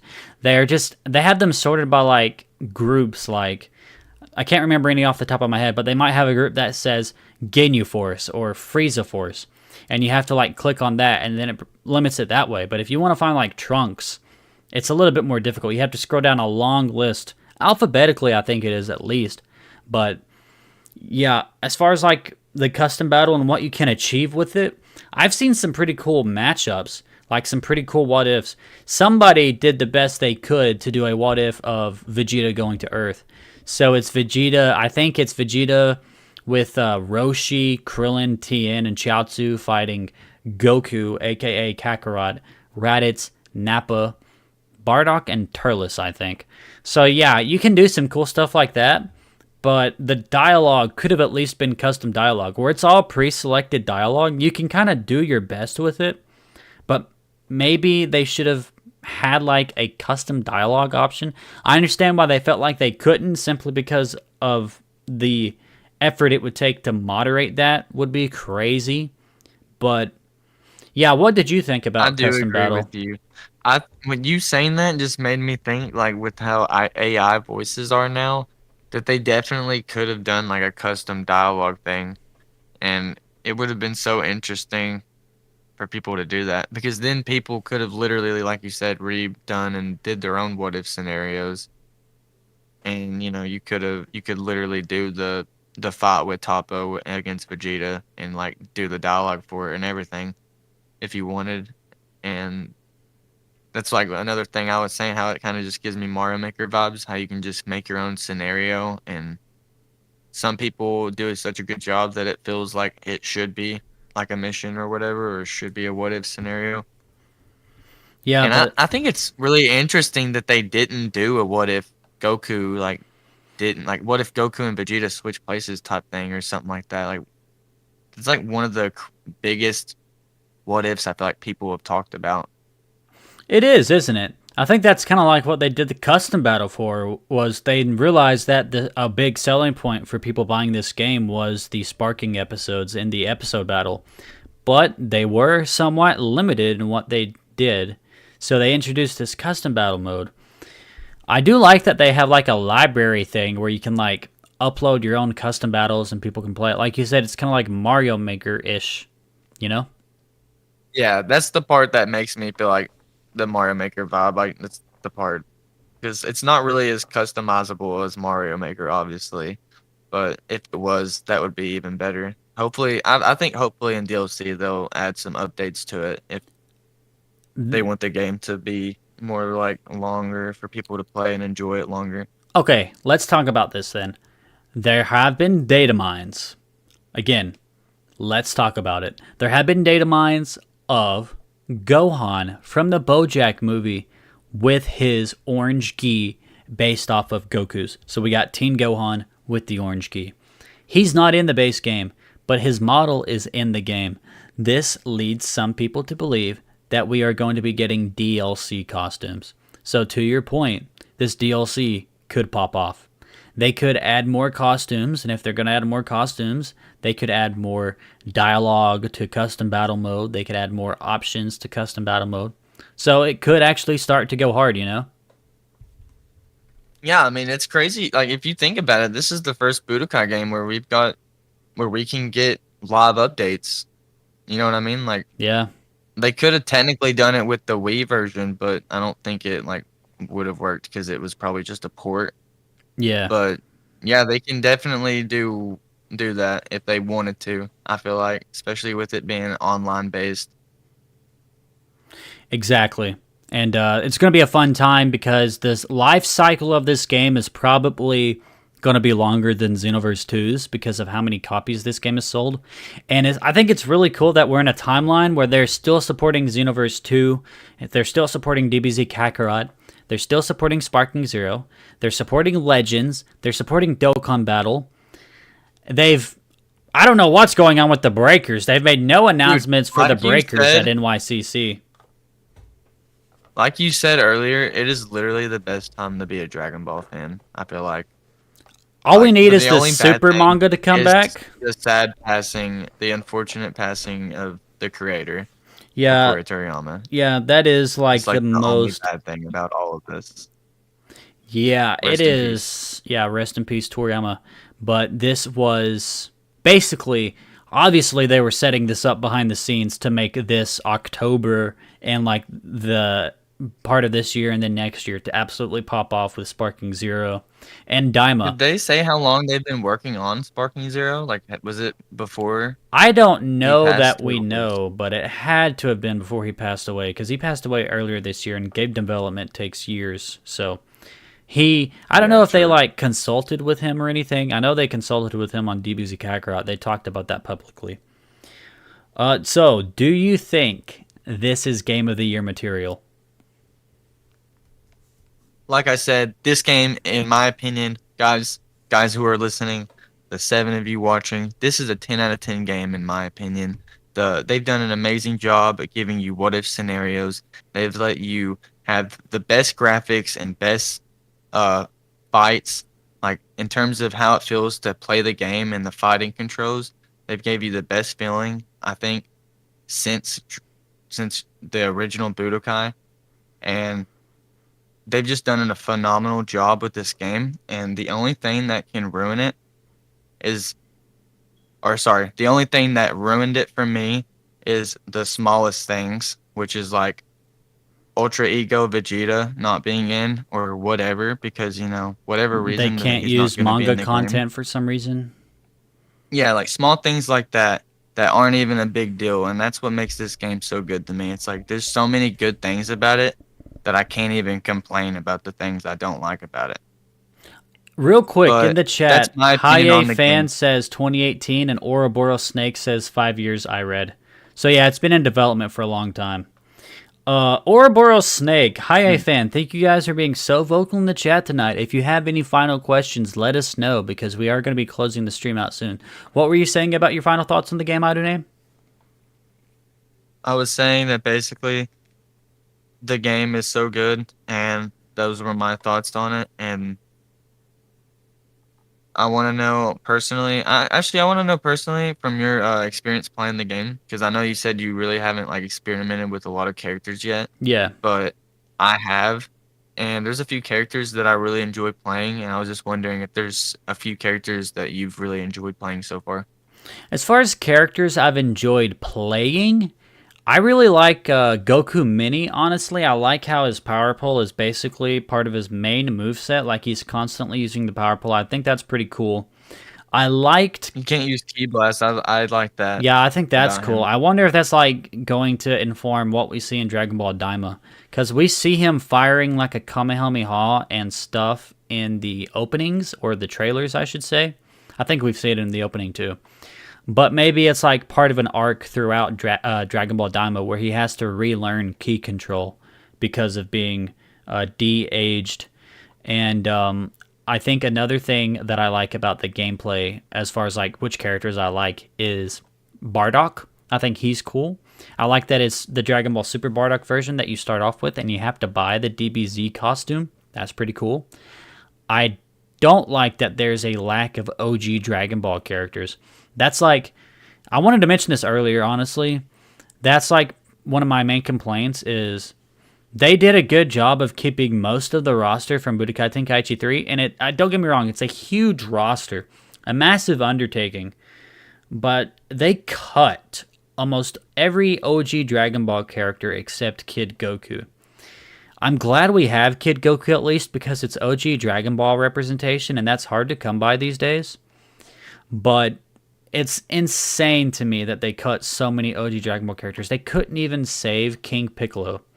It's like whenever you're playing Dragon Ball Fighters and they have Kid Goku, but it's GT Goku, and he's just using a power pole for no reason. Like, they seem like they're allergic to OG Dragon Ball representation in some of this stuff. Like, what the heck is going on? Just give us King Piccolo. Give us Mercenary Tao. Give us General Blue. Give us more OG Dragon I Ball didn't even characters. realize that we don't have King Piccolo and stuff. Like that's actually such a good freaking point that I didn't even realize. Yeah, they got Yamcha And and Jackie Chun costumes from OG Dragon Ball, but those are costumes. Give me characters. Give me, like, where's the OG yeah, like Dragon Ball where's Kid representation? Chi-Chi at, dude? Like Yeah, what the Kid heck's Chi going on Chi. here? For those in the chat, we had an earlier podcast where we were talking about our top Dragon Ball games, and Iduname used to play as Kid Chi Chi all the time in Budokai Tenkaichi 3. So yeah, she was noticeably absent in this game. So, I don't know.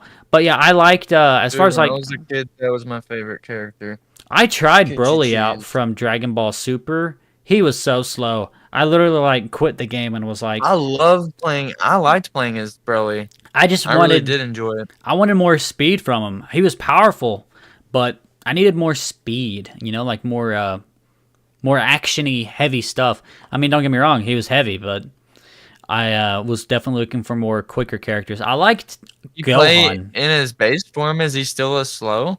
I don't know. I honestly don't know. I only clicked on his Super Saiyan form. But Mm, I think as far as probably your other problem. characters I played as, I kind of liked Goku and Gohan.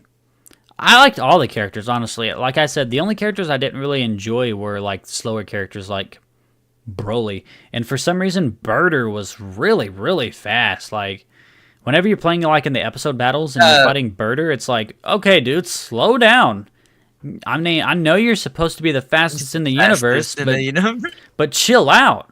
You know, I don't even think No, Dispo dude. moves that fast. Does he? I don't. I have. Maybe he does, but he didn't feel like he moved that fast in the episode battles.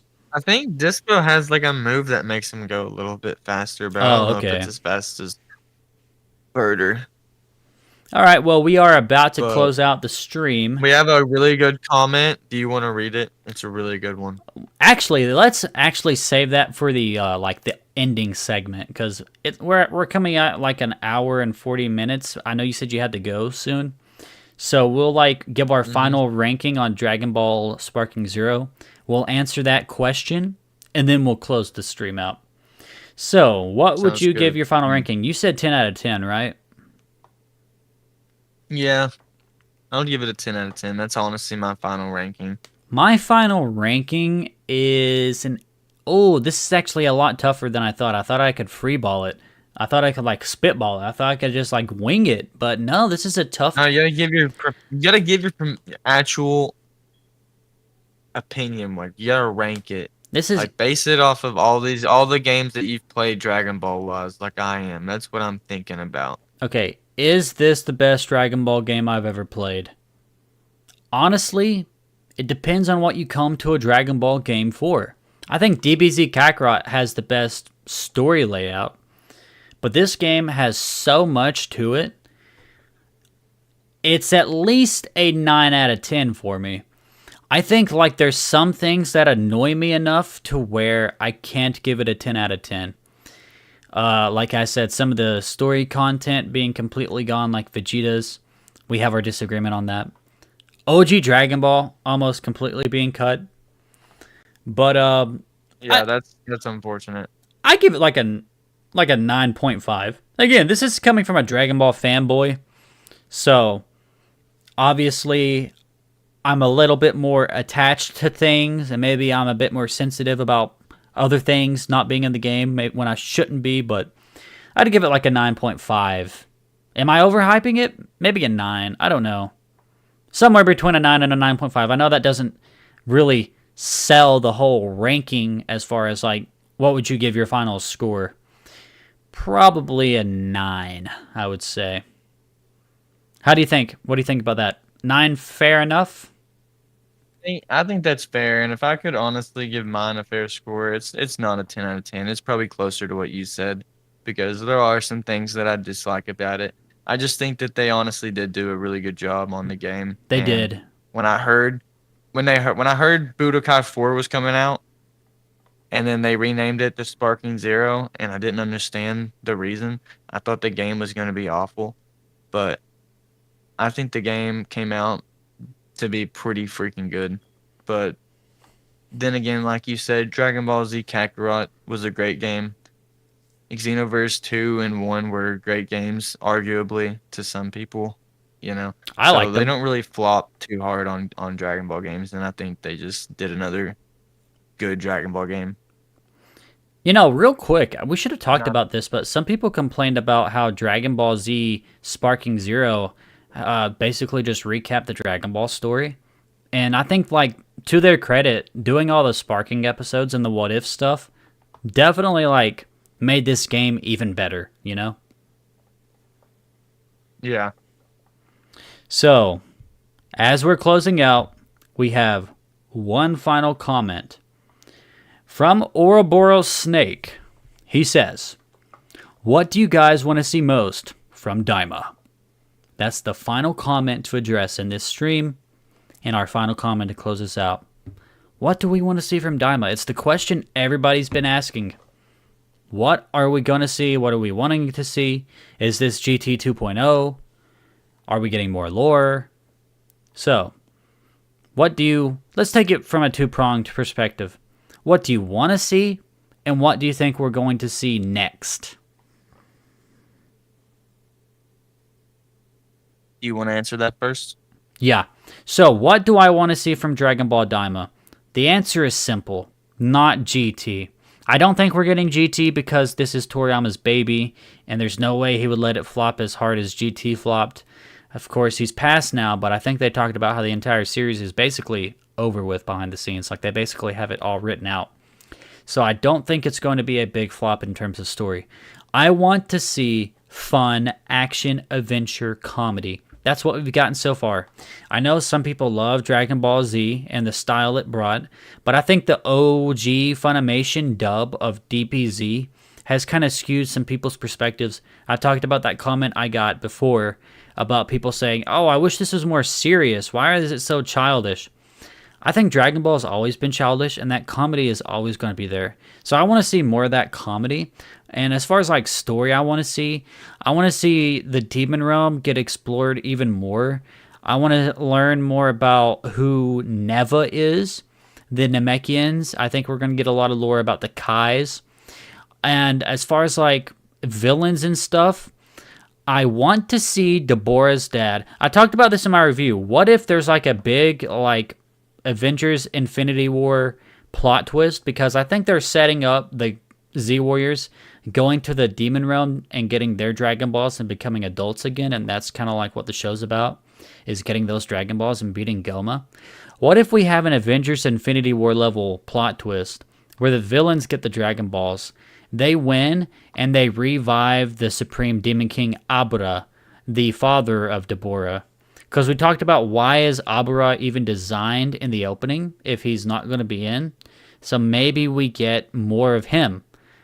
Also, there's this popular not fan theory, it's more like fan fiction going around. Janemba was a being created in hell. We know the Demon Realm and hell aren't the same thing. But it would be cool to have like Toriyama's version of Janemba made into canon, just because Janemba has a cool design. So that's kind of like what I want to see, is just like a lot more lore about the demons. I want to see like a new big bad, because I don't think Goma, Degasu, or Dr. Arinsu are going to be like the main villains. I think we have to get like another big bad. So I want to see like a more formidable, dangerous threat to the Z Warriors. I also want to see Gohan. I don't know if we will see Gohan, but I hope we see Gohan. As far as what I think we are going to see next, just fun action comedy adventure. That's all. That's really all I want. I love this show. What about you, Adonai? What do you want to see next, and what do you think we will see next?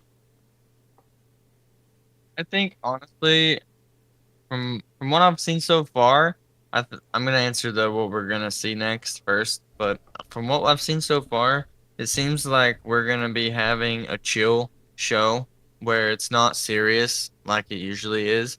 Like, for example, it started off and they got turned into kids. You know, they didn't start off with the planet being destroyed or being threatened to be destroyed or anything like that. Yeah. So it's kind of a good sign. I think it's going to be more of a chill show, which is why they were turned into kids in the first place. There's not going to be no Super Saiyan freaking 3 and God and all that crazy stuff. And I think it's going to be really refreshing, like you said earlier, to just have something different, because I personally, like you said, loved Dragon Ball and how chill it was, and it was really comedic at times, like especially with like Goku's training with Master Roshi and Goku's kind of attitude the whole time during It's Dragon it's Ball. perfect. It was like innocent and funny and hilarious, and I feel like they're gonna be doing that with Daima, in a way, even though like obviously none of their characters changed like mentally. Goku's always just been a kid, so me and you are gonna just still see Kid Goku, especially where they brought back the Power Pole and stuff. And I'm excited for the show to be like that. And things that I want to see most from Daima, honestly, I would love if my theory on Gohan was right, and he honestly is just studying in the hyperbolic time chamber, and for some reason That's an he insane is theory, an but I'm adult, rooting for and you. it would just be such a good comedic Yeah, thing. Like he just comes out and he's like, "What the hell? Why is everyone kids? What the heck? Like, is yeah. my daughter even alive?" I guess Type she wouldn't thing. be born at this point because she's born in Super. It would just be so funny, and it would go Yeah, with the whole "it's not that serious, it's just funny," and I think it would be good. But in a serious note, I think that the fights are what I'm really looking forward to the most, is seeing how the fights are gonna be, because like you said, we've seen Goku use Kamehameha in the intro and like things like that. So I'm wondering if it's gonna be like more like Dragon Ball, where it's a lot of fighting with like ground and the power pole and stuff, but maybe a Kamehameha to end it, or just to have a flashy scene during a fight. But I'm really excited for the fights in this show, and I can't wait to see how they end up being. yeah. It's going to be a great time. Anyways, guys, that was Dragon Discourse episode. What are we on? 6? I think we are. It was a really Yep. fun Yep. chat. Uh, let's close this thing out. Idoname, do you have any final comments you want to make to the fine people of the Dragon Discourse family before we close out? Nope. I love you guys. Thanks for watching. It was a fun time. This has been Toon Raider, This has been Ida Name. and we will